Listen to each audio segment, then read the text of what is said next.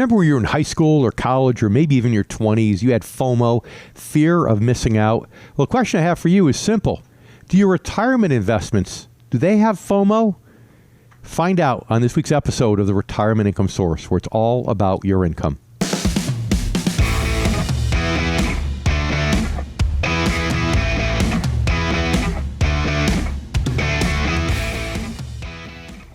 Welcome to the Retirement Income Source, where it's all about your income. I'm Sarah Samuels here with David Scranton. And David, it's great to be here with you again, especially talking about this topic of FOMO, the fear of missing out. And I think a lot of people suffer from it. Sometimes I suffer from it when I happen to go online. I check Instagram or Facebook. I see maybe my friends got together and somehow my invite must have got lost in the mail. But a lot of people suffer from this.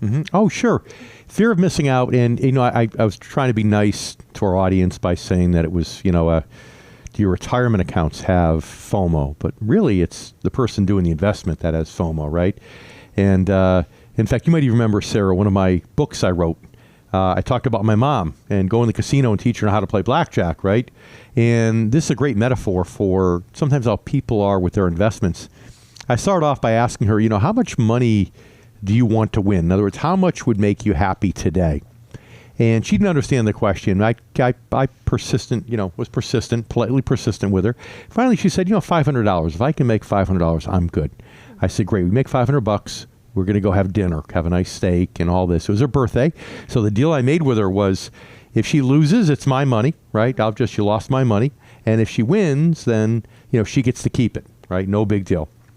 So we started playing. And whether she had beginner's luck or I was a good coach, I don't know. But anyway, she ended up $525. So I pushed all the chips into the dealer and said, okay, we're done. And thinking I can give him a $25 tip and we get the $500 and we're off to dinner. She said, what are you doing? What are you doing? I said, well, you said you wanted to win $500. We're okay. But I'm winning. I don't want to quit now. I'm winning. And she wanted to stay. So finally, she saw the wisdom, cashing out. We left. But that's a great metaphor for people. And my mother wasn't a greedy person. She was a very conservative person. Didn't have a lot of money, but yet when it came to this, and she was in the moment, Sarah, she felt like, gosh, I want to stay. I want to keep winning because I've got this fear of missing out what could happen in the future. And it's no different from people right now investing. The technology stocks are running.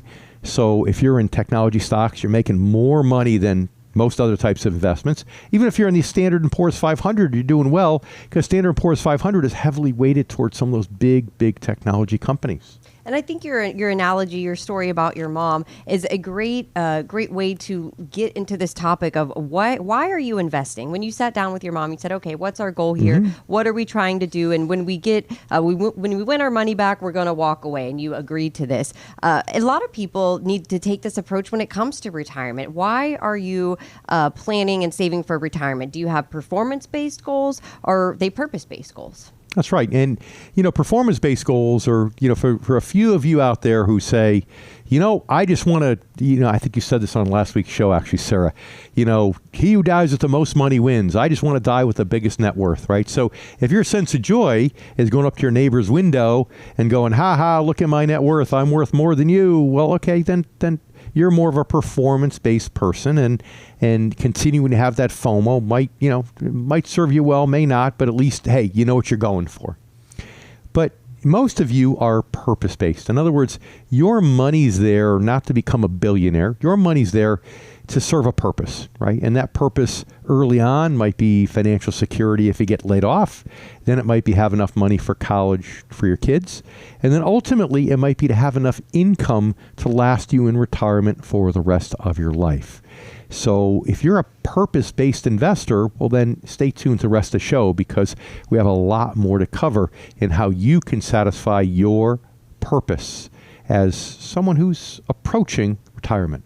And we have a special white paper that we developed just for listeners of the show. It's all about the case for fixed income, so you can understand why income can help you meet your needs in retirement, why you don't have to worry about that 4% withdrawal strategy, and why you can focus on income. And you can get that report by going to incomeradio.com. Absolutely complimentary. We would love to send it to you so you can understand more about fixed income. You're listening to the Retirement Income Source, where it is all about your income. I'm Sarah Samuels here with David Scranton, and we are talking about fear of missing out, FOMO. And Dave, you mentioned with the tech stocks, the markets going up, a lot of people are worried. They want to stay focused on growth. They want to stay, they don't want to do investing for income in the stock market. They really just want to take advantage of it. I don't think they want to, Sarah. I just think it's so much fun when you're winning that you just want to keep winning, and it's funny because when you're younger, you're almost half my age, right? And it's interesting. You've already gotten to the point in your life just from our conversations where you don't need to go out every Friday, Saturday night. It's fine to stay home.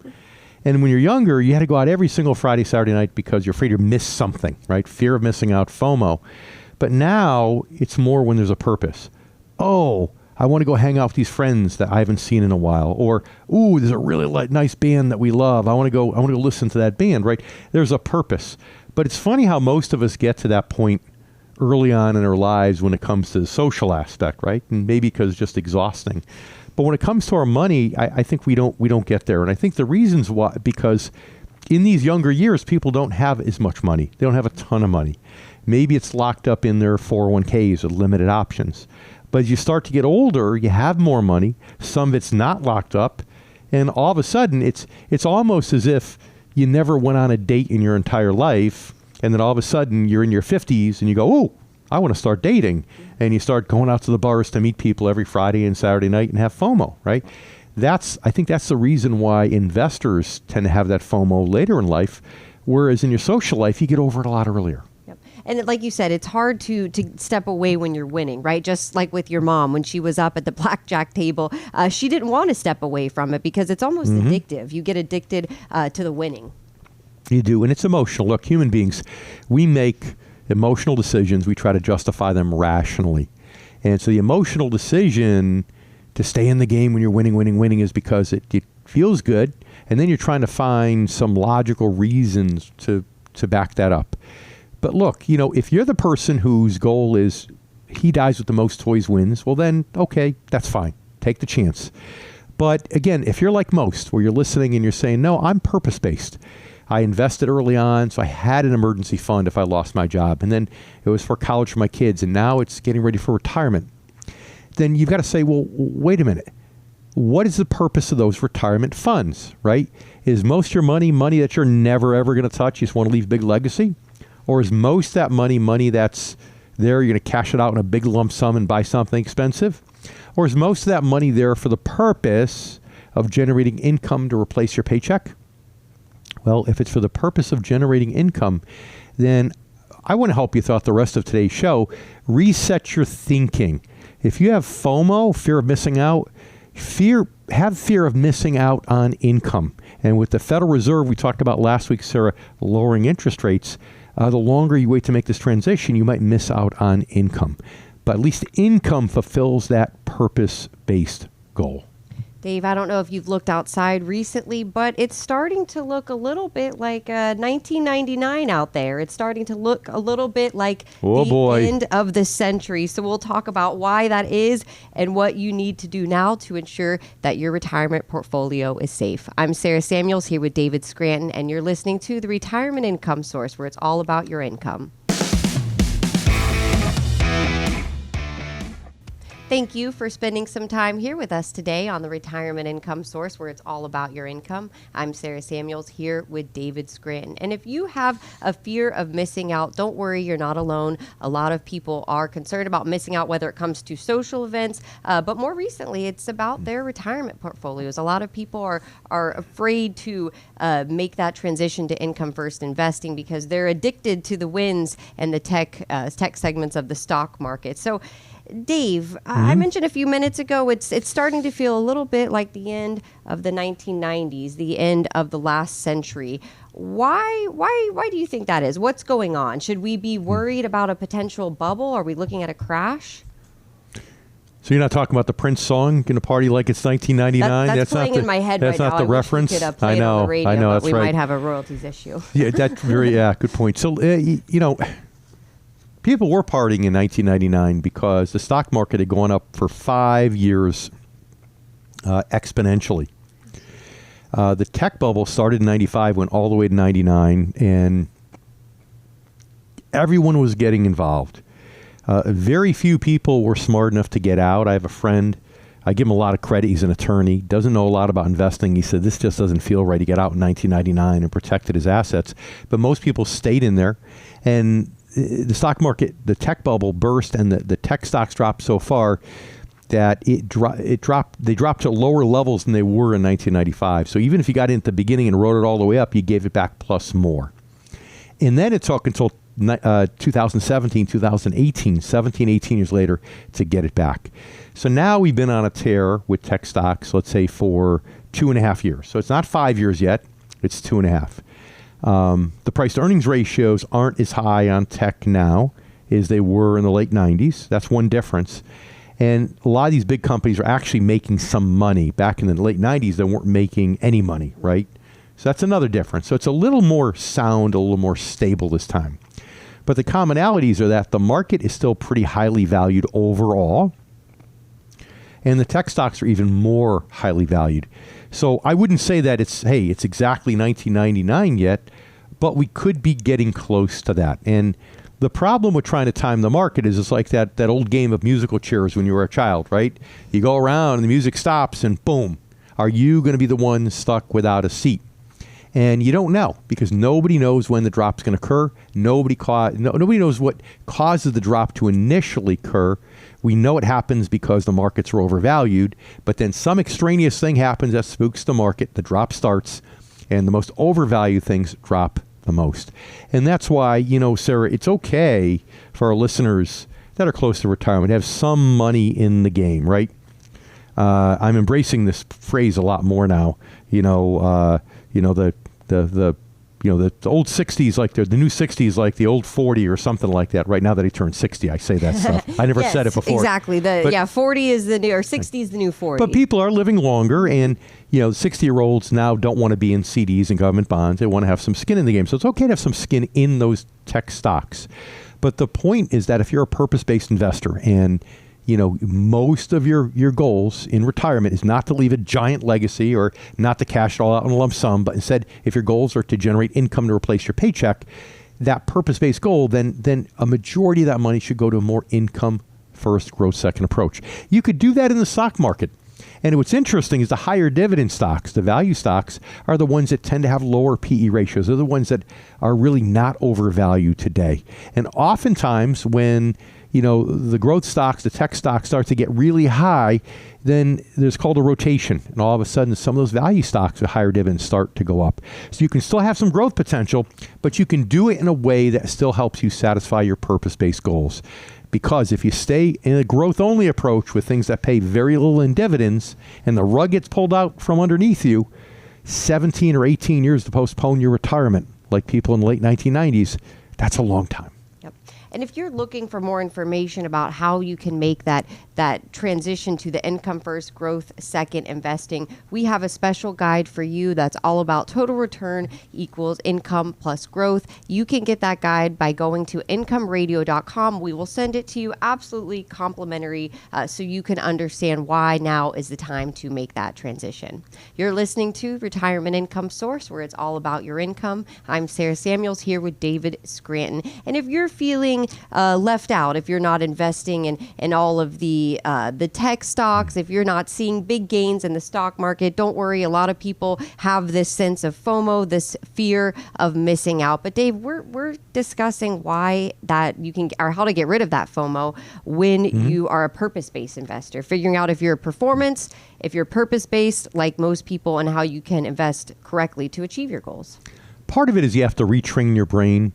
The financial industry has done us a disservice because they've taught us so much to look at the lump sum of your investments, right?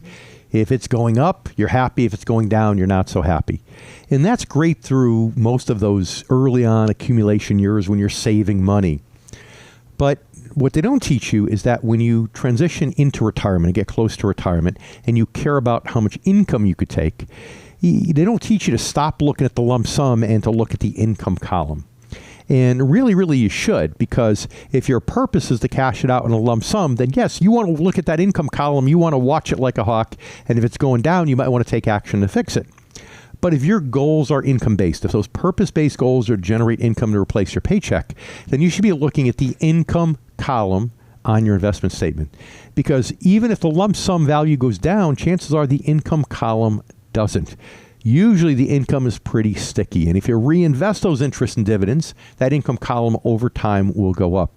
So you have to retrain your brain in a way that, frankly, the financial industry hasn't, that the financial industry has failed us. And Sarah, I'm not picking on our listeners for this because that's how they train financial advisors too. I went through that same training, right?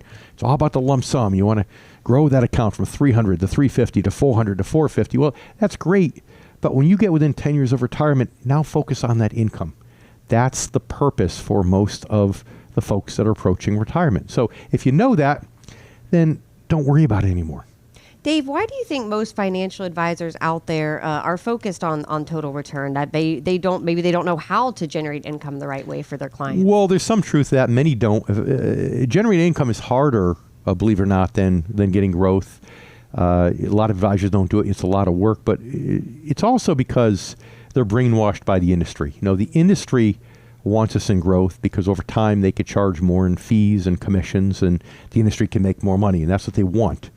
But again, it doesn't fulfill the purpose-based objectives of someone who's retired or approaching retirement. So if you're going to have FOMO with the income column on your statement.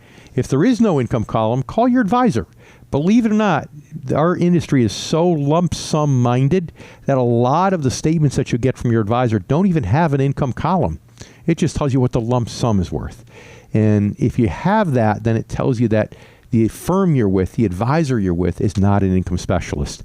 They're a traditional advisor who's focused on growing your net worth, not necessarily on generating income.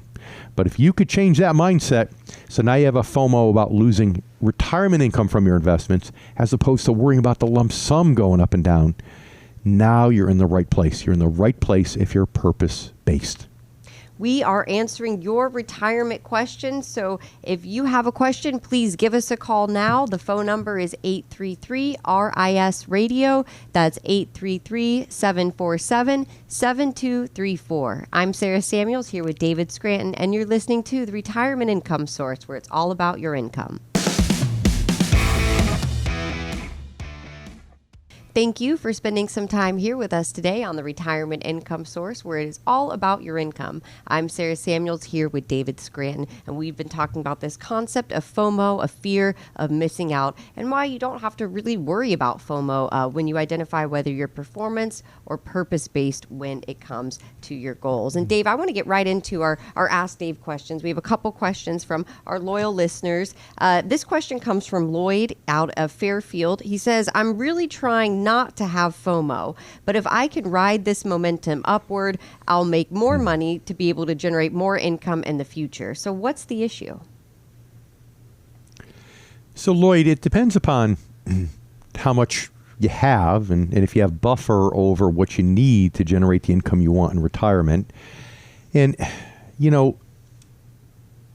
it's a bit of Russian roulette, because ideally you want two things to be true when you make the transition to an income first, growth second approach. Now, although I say that, you do it gradually, so it's not like a light switch on or off. It's more like a rheostat where you gradually make the transition. But the ideal time is when, yes, the investments are high, the growth-based investments, because now when you transition to an income first approach, you have more money going in. But it's also when interest rates are high, because now you could generate more interest from that income. So you got two variables. So think of it as a coin, right? And I think we talked about this on last week's show, Lloyd. If you want to get heads when you flip a coin, there's a 50% chance. You want to get heads twice in a row, it's 25%. So if you want to have, just in sheer randomness, you want to have, when the market's up, not down, when the interest rates are up, not down, there's about a 25% chance at any given time that both will be true. So think it through for a minute, right?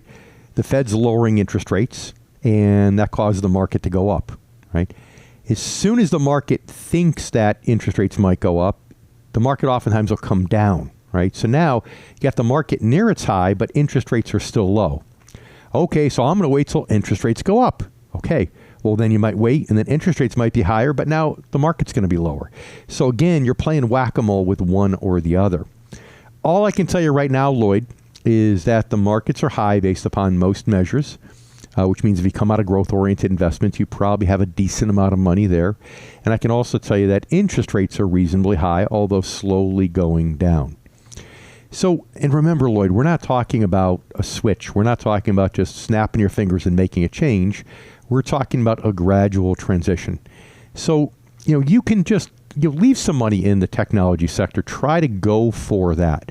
But if you're within 10 years of retirement, it's time to start. If you're 10 years in, you probably want to have a third of your money start to move toward an income first, growth second mindset. If you're 5 years in, maybe you want to be 60% or half. And if you get right to retirement, maybe you want to have 80 or 90%, depending upon how much money you have allocated toward retirement income. So the first step is to figure out, okay, how much money do I need to generate the amount of retirement income I want, assuming you can get 4 or 5% interest or dividends. And then do I have excess? If you have excess left over, well then great, you could take more chances. But if you don't, if you're cutting it close to the vest, then just be careful. Remember, when the market dropped, the technology market dropped in the year 2000, it took 17 or 18 years to come back. So Lloyd, you have to say, gee, if I'm this close to retirement, I work for another 17 or 18 years, is that okay? And that should answer your question.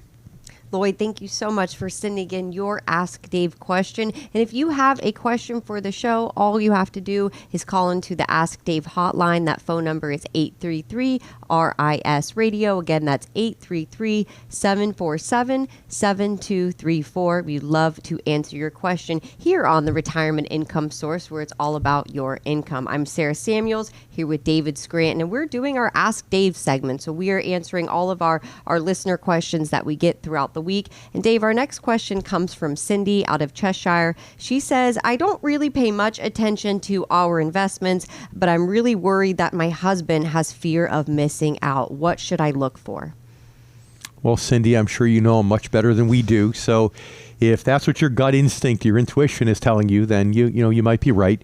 And frankly, FOMO is more of a male construct than it is a female construct when it comes to investing, because some men look at investing as a contact sport. They look at it as a competition. I'm competing against my friends. I'm competing against my neighbor, right? And in fact, it's interesting when women get a nice investment tip or idea, they're willing to share it with others. Oftentimes when men get it, they kind of hoard it to themselves because it's like their secret edge and they don't want to give up that edge. So it's very possible that your husband has FOMO. So how do we determine this and how do we get around it? Well, the first thing I would do is take a look at the statement, right? It sounds like he's probably handling more of the investment strategies than you are. Take a look at your statement and see what the current yield is, the income. Usually if you go over the right-hand column, and I'm not talking 401ks. 401ks often won't have this, but regular like brokerage statements, investment statements, you go over the right-hand column, it should say current income or current yield or annual yield. If it doesn't, it has a lump sum amount, then maybe you could ask them, I'm just curious, what are the interest and dividends getting paid on this account? And get an answer. And again, if it's 4 or 5%, well then no FOMO there. He's already on income first, growth second approach. But if the current income being generated, the interest and dividends, is 1% or 2% or even worse, less than 1, then he might indeed have FOMO. So then I think the question to ask is to say, take a look at how much you have. And again, use that 4 or 5% to say, okay, if I've got, let's use a round number, $1 million, I could generate $40,000, $50,000 a year of income. And ask them, is that enough? If I throw Social Security on there or any pensions we might have, is that enough for us to retire? Yes or no? And if the answer is yes or close, then I'd ask them, are you willing to risk postponing retirement for 13 years Or even worse, if you really have FOMO and you're invested in technology, postponing by 17 or 18 years. Remember, the stock market overall, the S&P 500 at the turn of the century, when the tech bubble burst, was underwater for 13 years. The technology stocks themselves were underwater for 17 or 18 years. So again, I think if you go and just look and determine what the income is to determine if it's a problem, then ask them, based upon that simple rule of thumb, we have this much money, 4 or 5% a year is a certain number, right? That plus Social Security and pensions. Can we retire off that? Are we close? And if the answer is yes, we're close or we're there, then okay. What if we get stuck in the backdraft? Are you willing to postpone retirement that long? And if he says yes, well, then the next step, if you're working, I assume you are, maybe not, is then to say that you're not, okay? That whatever your retirement goal is, 6, 7, 8 years from now, just say, look, I don't want to do this. I want to retire. And he may say, fine, I'll work, you retire. Or he might say, okay, let's make some changes. And if all that doesn't work, well, then you know where to find us. We have offices all throughout Connecticut. Some excellent marriage therapy advice from Dr. Scranton over I'm here. trying hard. We're trying our best. But Cindy, thank you so much for sending in your Ask Dave question. I hope it helps. And if you have a question about one of the topics we discussed on the show today, I encourage you to check out our website. It's incomeradio.com. And you can send in your topic, your question for us to answer on a future show. And most importantly, we hope that you're here with us next week, same time, same station. I'm David Scranton here with Sarah Samuels, and you've been listening to the Retirement Income Source, where, yes, it is all about your retirement income.